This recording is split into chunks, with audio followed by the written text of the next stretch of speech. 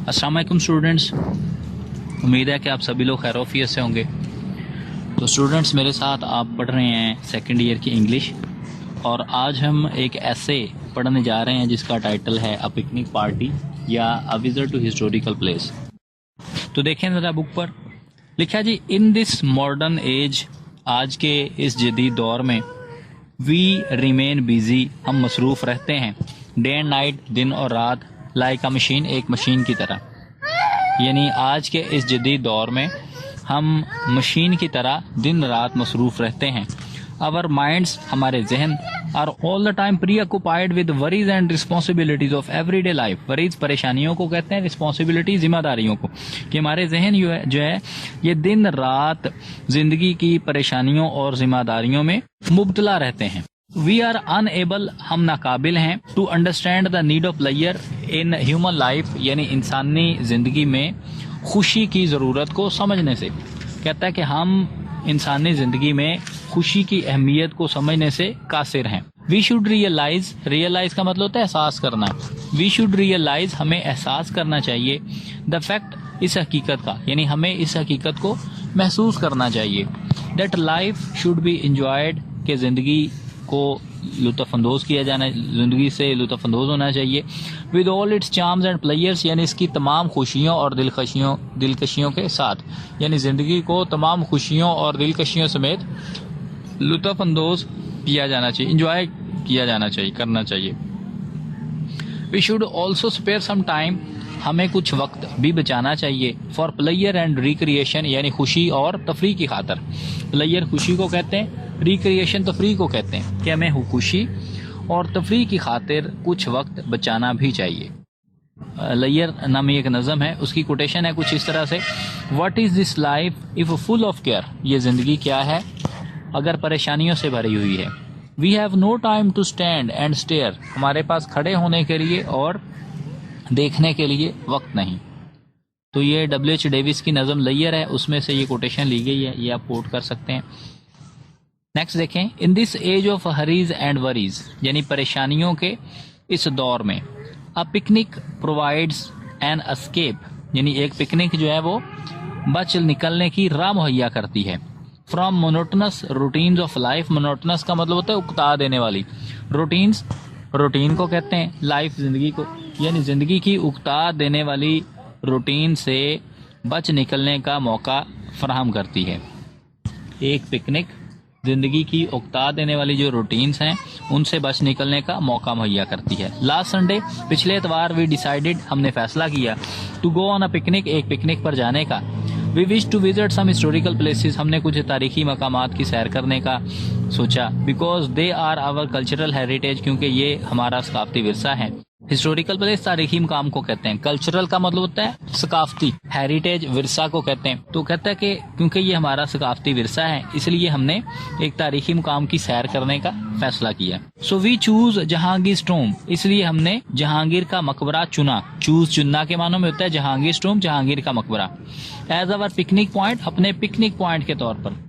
We reached the tomb, हम मकबरे पर पहुंचे, रीच पहुंचना, इन द मॉर्निंग एट 10, यानी सुबह 10 बजे, हम सुबह 10 बजे मकबरे पर पहुंचे। The weather was very pleasant, मौसम बहुत ही खुशगवार था, प्लेजेंट खुशगवार। द स्प्लेंडेड बिल्डिंग, शानदार इमारत, स्प्लेंडेड का मतलब होता है शानदार, बिल्डिंग इमारत, ऑफ द टूम, मकबरे की, यानी मकबरे की शानदार इमारत, वॉज वेरी इम्प्रेसिव, बहुत ही मुतासर कुन थी, इम्प्रेसिव बड़ी मुतासर कुन।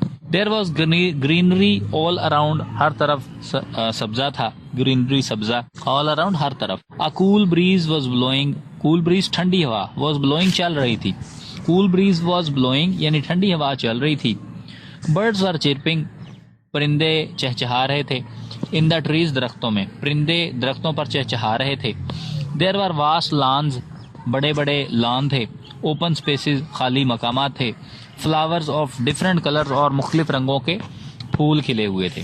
Flowers always make people better, फूल हमेशा जिंदगी को बेहतर बनाते हैं, हैप्पियर, खुश बनाते हैं, एंड मोर हेल्पफुल, और ज्यादा मददगार बनाते हैं। यानी flowers always make people better, happier and more helpful, फूल जिंदगी को हमेशा बेहतर, खुश और ज्यादा मददगार बनाते हैं। The Jahangir tomb is the best place for a family picnic, कि जहांगीर का मकबरा फैमिली पिकनिक के लिए एक बेहतरीन जगह है।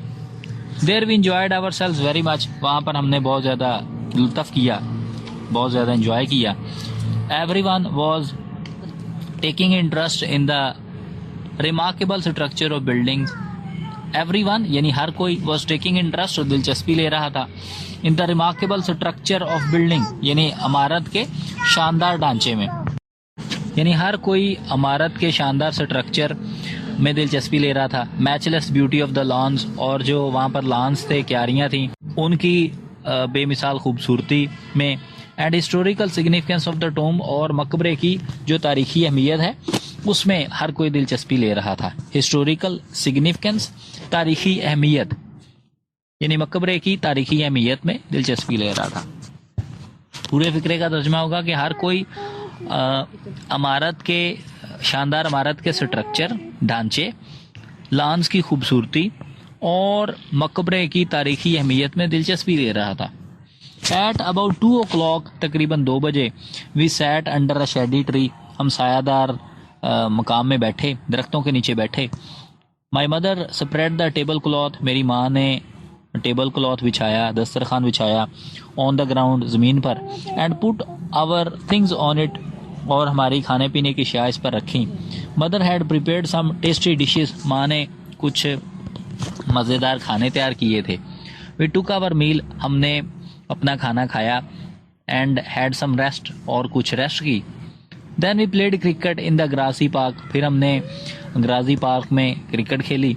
It was a source of great amusement, ये बड़ी हमारे लिए मज़े की बात थी, अम्यूज़मेंट, लुत्फ़ की बात थी। My elder brother told some interesting anecdotes, मेरे बड़े भाई ने कुछ दिलचस्प कहानियाँ, कुछ लतीफ़े सुनाए। We sang together some national and film songs, हमने कौमी और फिल्मी गाने गाए। इन द इवनिंग, शाम के वक्त, वी पैक्ड आवर बिलोंगिंग्स, हमने अपनी बिलोंगिंग कहते हैं अपने मतलब अशिया, अपनी चीज़ें, अमलाक को कहते हैं, हमने अपनी अशिया जो थी उनको पैक किया, चीज़ों को पैक किया। And made our way home, और अपने घर की राह ली, यानी घर वापसी की राह ली। Our hearts were saturated with pleasure, हमारे दिल खुशी से भरे हुए थे। It was a picnic full of enjoyment and recreation, यानी ये पिकनिक जो थी ये लुत्फ़ और तफरीह से भरपूर पिकनिक थी। तो स्टूडेंट्स, ये ऐसे हमारा आज का मुकम्मल हुआ। आई होप कि आपको अच्छी तरह समझ आ गई होगी। मज़ीद ये है कि आप इसको सुने, लेक्चर को गौर से सुने। बेहतर होगा अगर आपके पास बुक नहीं है तो इसको लिख लें और लिख के इसको याद करें। अगर किसी बात की समझ ना आए तो वो आप पूछ लें। जी, तो अब तक के लिए इतना ही।